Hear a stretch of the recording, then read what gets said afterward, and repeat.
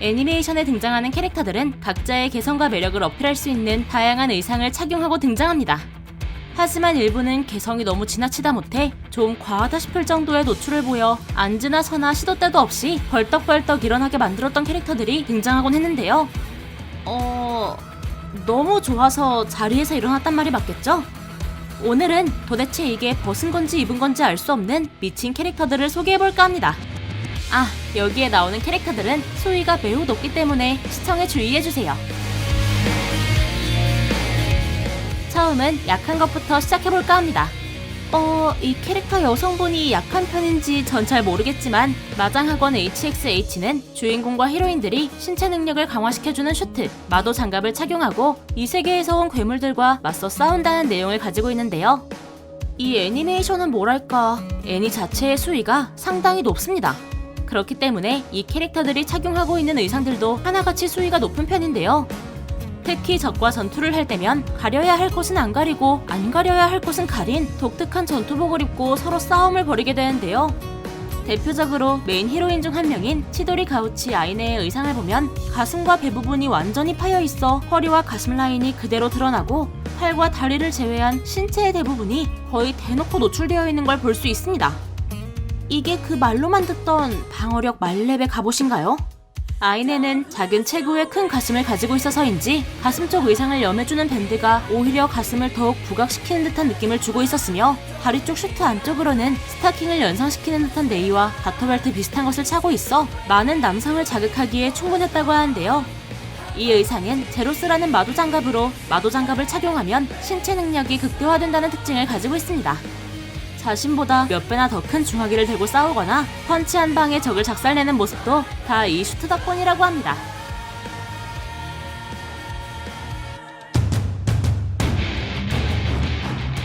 바로 전 의상 노출이 뭔가 평범했다면 이번에는 좀 더 센 걸 소개해볼까 하는데요. 이러다가 노딱 먹는 건 아닐지 걱정되네요. 킬라킬은 2013년 10월 한국과 일본에서 동시에 방영되어 연출이나 BGM 등 많은 면에서 호평을 받았던 애니메이션이었습니다.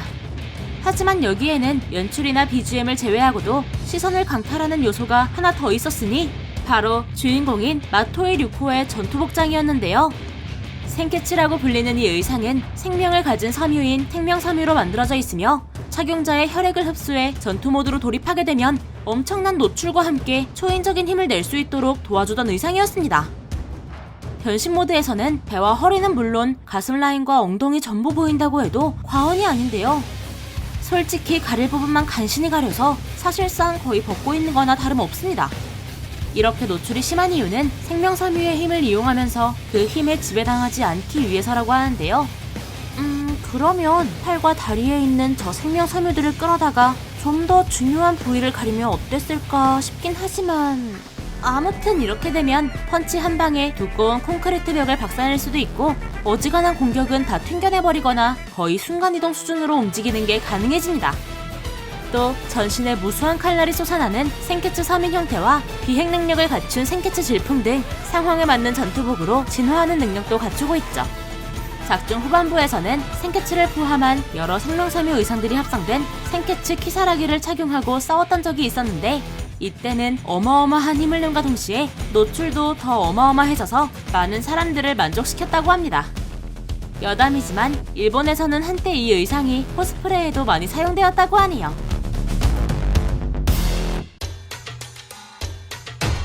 원피스에 등장하는 대부분의 여성 캐릭터는 긴 다리와 날씬한 몸매를 가지고 있습니다. 그리고 작중에서는 이러한 점을 부각시키기 위해 노출이 많은 의상을 입고 등장하는데요. 이 중에서 가장 눈길을 끌었던 캐릭터를 뽑아보라고 한다면 저는 드레스로자 편에서 등장했던 레베카를 뽑을 수 있을 것 같습니다. 맨 처음 그녀가 등장했을 때는 비키니 아머라고 불리는 비키니 형태의 갑옷을 착용하고 있었는데요. 투구와 장화는 금색의 합금으로 이루어진 전형적인 중갑옷이었던 반면 몸 부분은 비키니라는 이름처럼 정말 중요 부위만 아슬아슬하게 가리고 있는 이 갑옷은 사실 갑옷이라고 하기엔 좀 민망할 정도입니다. 레베카는 왕녀다운 맑고 광나는 피부와 분홍빛 포니테일 헤어, 그리고 잘록한 허리 라인과 훌륭한 무브먼트를 자랑하는 가슴으로 인해 등장 처음부터 끝까지 엄청난 감동을 선사해 주었는데요. 특히 그녀의 가슴이 얼마나 훌륭했는지는 에피소드 내내 확인할 수 있었을 정도였습니다. 이런 레베카의 나이는 놀랍게도 고작 16살이라고 하며 사실 그녀는 상대방의 힘을 역으로 이용해 제압하는 능력을 가지고 있었기 때문에 방어구와 무기는 굳이 필요하지 않았다고 하네요. 여담으로 일부 팬들은 속옷 라인이 비치지 않는 그녀의 의상을 보고 속옷을 입고 있는지의 여부가 더 궁금했다고 하며 레베카가 이런 의상을 입은 이유로는 악당들의 계략으로 착용 가능한 장비의 중량 제한을 받아 어쩔 수 없이 이런 형태의 갑옷을 착용하게 된 것이라고 하네요. 사실 레베카의 진정한 무기는 적들을 한눈 팔리게 하는 드러나는 몸매가 아니었을지 추측해봅니다.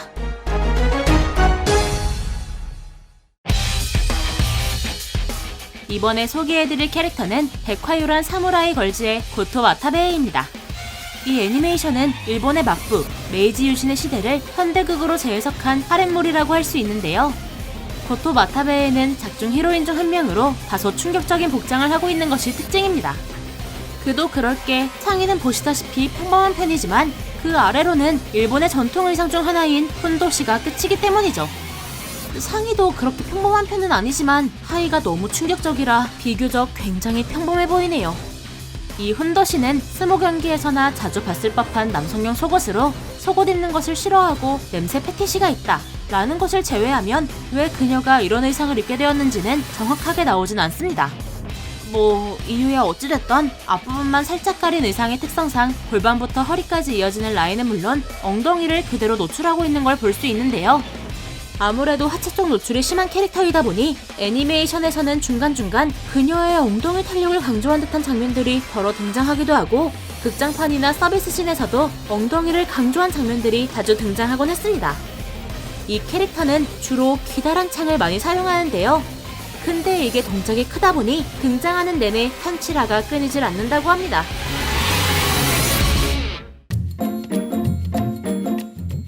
퀸즈 블레이드 3기 리벨리온 3화부터 처음 등장한 미림은 퀸즈 블레이드 리벨리온의 등장인물 중 하나입니다. 이 캐릭터는 원래 가난한 시골 마을에 사는 평범한 소녀이자 벌레 하나 못 죽이는 성격을 가진 캐릭터였지만 가족을 부양해야겠다는 결심으로 이를 찾기 위해 도시로 가던 중 여왕군의 참모인 유미르에게 납치되어 투사로 활약하던 캐릭터였는데요. 전투는 단 1도 못할 것 같은 이 소녀는 실력도 실력이지만 매우 독특한 의상을 착용하고 있는 것이 특징입니다.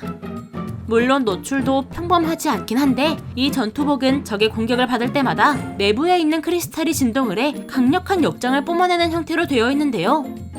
이 진동은 상대방의 공격을 상쇄시킬 수 있다는 특징을 가지고 있기 때문에 작중 최강의 전사 중 하나인 클로데트를 상대로 상처 하나 없을 정도였습니다. 근데 여기에는 아주 큰 문제가 있는데요. 바로 슈트 속에 있는 크리스탈이 여성의 중요 부위에 있다는 점입니다. 그 말인 즉슨 적의 공격을 받게 되면 크리스탈이 진동해 마치... 도대체 어떤 변태 새끼가 이런 아이디어를 냈을까요?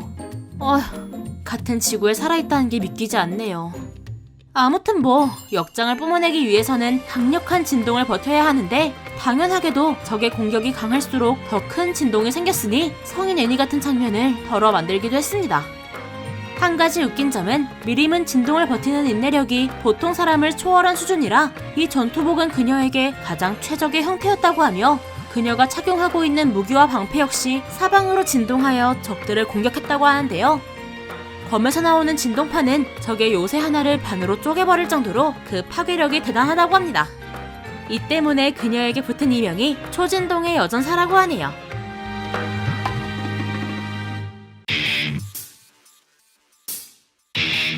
자, 이제 수위를 좀 더 높여볼까 하는데요. 수위를 좀 더 높일수록 경찰서가 점점 가까워지는 건 기분 탓은 아니겠죠? 방금 보여드린 애니메이션 퀸즈 블레이드 리벨리온의 전작인 퀸즈 블레이드에는 메로나라는 캐릭터가 등장을 합니다. 보시면 아시겠지만 메로나는 첫 등장부터 파격적인 패션을 선보이면서 우리의 눈을 즐겁게 해주었는데요. 이 캐릭터는 분홍색의 긴 머리와 가슴과 배꼽이 노출된 짧은 치마를 입고 있으며 가슴 부분에는 손 모양 장식이 있는 것이 특징입니다. 그녀는 신체를 자유자재로 변경할 수 있는 슬라임과 비슷한 캐릭터로 의상 자체가 그녀의 신체이기도 한데요. 근데 이 캐릭터는 노출증이 있는 건지 아니면 어쩔 수 없이 이런 형태인 건지는 몰라도 하필이면 가슴을 가리고 있는 게 손 모양이라 이게 가슴을 가리고 있는 건지 만지고 있는 건지 헷갈리던 캐릭터이기도 했습니다. 아무튼 메로나는 저 손 모양 장식을 이용한 공격을 자주 하는데요. 대표적으로는 젖소 우유를 짜듯 짜는 그런 게 있지만 이 장면은 수위가 너무 높아서 보여줄 수 없고 이 액체 공격에 맞으면 입고 있던 오시노가 알몸 상태가 되어버리니 아쉽지만 이것도 보여줄 순 없겠네요. 그 밖에도 손 모양의 장식을 채찍처럼 사용해 적을 공격하거나 가슴을 최대한으로 키워 적의 공격을 막기도 하며 상대방의 모습으로까지 변신할 수도 있습니다. 하지만 이 캐릭터는 주인공이 아니기 때문에 자주 등장하진 않지만 이러한 독보적인 연출 탓에 꽤 많은 인기를 가지고 있다고 하네요. 코브님이 그러시는데 그래도 양심은 있는지 솔직히 지금 나오는 이 캐릭터와 앞으로 나올 캐릭터는 수위가 진짜 너무 높아서 넣어야 하나 말아야 하나 엄청나게 고민을 했다고 하는데요. 근데 저는 사실 이제 이런 것보다는 히코 채널 만든 지 이제 한 달 조금 넘어가는데 바로 미친 주제를 다뤄버리는 코브의 정신 상태가 제일 궁금한 것 같습니다.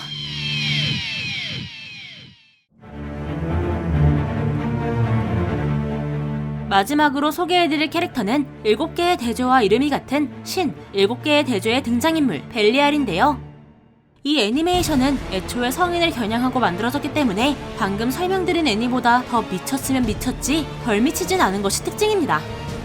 아무튼 여기에 나오는 등장인물들은 각각 7대의 죄악을 상징하고 있는데요. 이 중 수장인 벨리알은 앞서 소개해드린 캐릭터들과는 달리 그냥 다 벗고 있는 게 특징입니다. 그냥 말 그대로 입은 게 없어요. 물론 애니메이션 처음부터 끝까지 다 벗고 나오진 않고 특정 구간에서만 나오긴 합니다. 벨리알이 이런 의상을 입은 이유는 애니메이션 초반에서 확인할 수 있는데요. 여기서 루시퍼와 벨리알이 서로 대결을 펼치게 되는데 루시퍼의 공격으로 벨리알의 의상이 모두 벗겨지자 어쩔 수 없이 자신의 수하인 그노시스를 갑옷의 형태로 착용하게 되면서부터 본격적으로 이 의상을 애용하게 됩니다. 하지만 이 갑옷은 착용하고 있다 라기보다는 다 벗었다 라고 표현해도 될 만큼 진짜 가릴 곳만 간신히 가린 형태를 띠고 있는데요. 갑옷이라고 불릴 만한 부분은 어깨에 커다란 견갑과 중요 부위에 간신히 붙어있는 작은 장식이 전부입니다. 벨리알은 자존심이 세고 허풍이 많은 캐릭터라서 유독 다른 캐릭터들에 비해 전투씬이 많은데 여기서는 그나마 걸치고 있던 원래의 의상도 전투에 돌입하면 어느샌가 사라져버리기 일쑤였기 때문에 그노시스를 착용하나 안 하나 수위가 높은 건 거기서 거기였다고 하네요. 참고로 그녀의 3 사이즈는 117, 72, 100이라고 합니다. 지금까지 노출이 심한 캐릭터들에 대해 소개해봤는데요. 게임 채널에 이어 애니메이션 채널에서까지 이런 녹음을 해야 한다는 게 참... 채널 만든 지 한 달밖에 안 됐는데 채널 사라지는 게 아닐지 걱정이 좀 되네요. 여러분들은 어떤 캐릭터가 가장 기억에 남으셨나요?